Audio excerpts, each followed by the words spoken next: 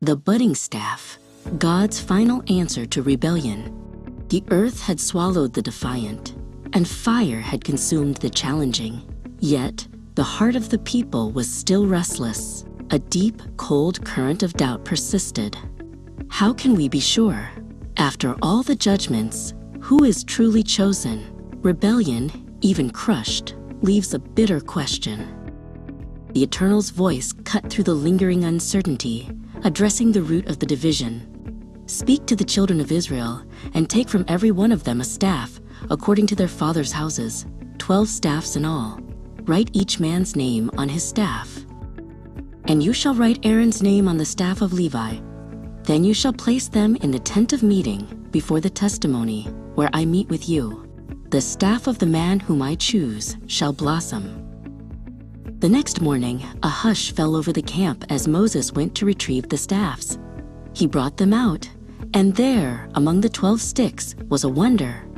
The staff of Aaron for the house of Levi had not only budded, but had put forth blossoms and yielded ripe almonds. The sight was terrifying and beautiful.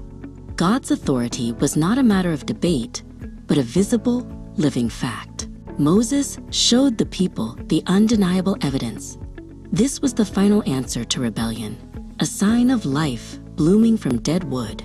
The lesson for us: God's choice and calling are final, even when it makes no logical sense to us.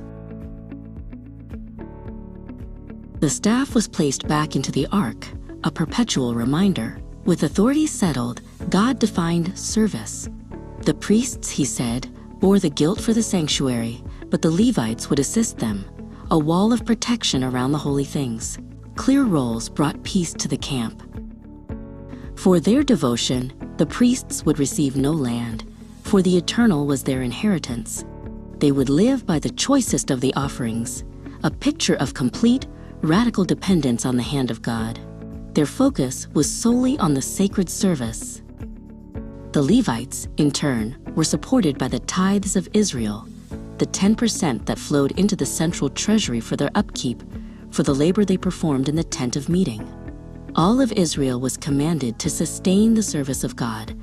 The lesson for us: service and support are two sides of the same sacred coin.